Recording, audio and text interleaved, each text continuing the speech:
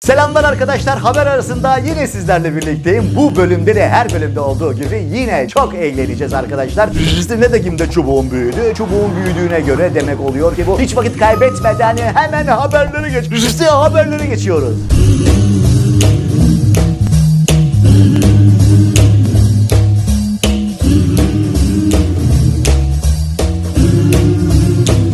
Sevgili arkadaşlar, yaşasın. 9500 liraya kadar bilgisayar, cep telefonu, tablet alacak Örgün Üniversitede okuyan gençlere 5500 lira destek indirimi geldi. Vay anasını be. Vay anasını be. Gerçi bu ekonomik durumda 5500 lira destek indirimi nedir ki, değil mi arkadaşlar? Devede Öztaki borusu. Maksat iş olsun, torba dolsun hesabı. Çünkü biliyorsunuz teknolojik aletlerde neredeyse %100'e varan vergi var. Aslında baktığımız zaman ithal olan bu cep telefonlarının üzerinde çok ciddi bir vergi yükü olduğunu görüyoruz. İşte aşağıda tabloda göreceğimiz gibi Kültür Bakanlığı payı %1, TRT payı %12, özel tüketim vergisi %50 ve %18'lik bir KDV söz konusu. Dolayısıyla aslında ÖTV'nin de bir KDV'si alındığı için toplamda %98.65 civarında bir vergi yükü binmiş oluyor. Aman ne oluyor ya? Aman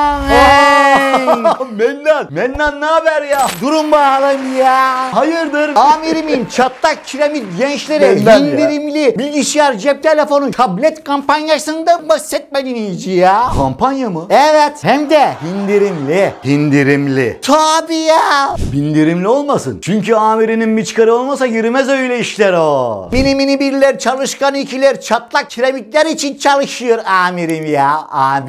Amirim ya. Yüce Rabbim amirimi döner sermayeden parayı yesin diye yaratmış. Maşallah ya. Maşallah ya.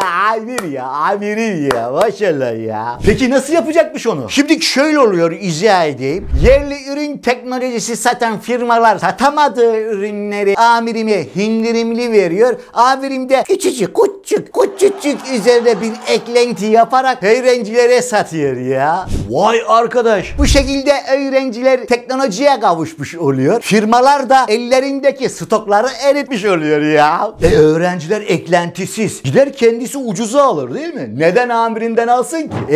Döner sermayeye katkı. Zorunlu değil tabii ki. Ama mecburi ya. Hastiktir amirim. Gençlerin durumu şu türküdeki gibi galiba. Elimize verdiler.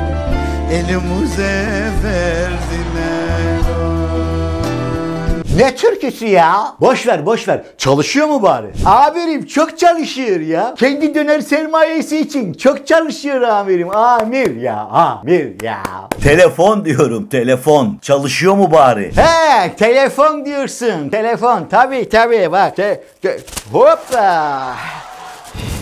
Ya kusura bakma, daha kaplama yaptıramadığım için, hani ekran kaplaması yaptıramadığım için para olmayacak tabii ki, ne olacak ya. Ama işte bak, süper. Hem bir de uçak gibi çalışıyor, uçak gibi. Görüntü cam gibi cam. Görüntü cam gibi cam gibi. Maşallah ya. Cam gibi ya. Maşallah ya. Cam gibi görüntü mü? 4K'yı bilmesek bize bunu yutturacaksın sen de Mennan ya. 4K'da neymiş ya? Bunun kralı cam gibi göstermesi. Cam gibi görüntü. Sen bizim okula yazıl, amirime biat et de bir şeyler öğren. Amir ya. Sen en iyisi şu amiri kendine kılavuz edinme Mennan. Ayrıca bu telefonla her yere telefon etme özgürlüğün var. Artı internete de girebiliyorsun. Bitti mi? Bitmedi. Amirimin dev bir kıyağı daha var. Amirim ya. Alo amirim ya.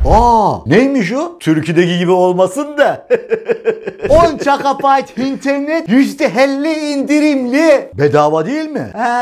Evet. Cukkaya %50 indireganne amirim. Amir ya. Kıyak bu mu şimdi yani ya? Bitmedi. Hem de bu telefonlar yerli ve milli. Amirinin altında son model Mercedes, öğrencileri yerli ve milli. Öyle mi? Öyle amirim. Amir ya. Amir maşallah ya. Sen ne yapıyorsun burada ya? Gel kampanyaya. Kampanyayı kaçıracaksın. Amirim.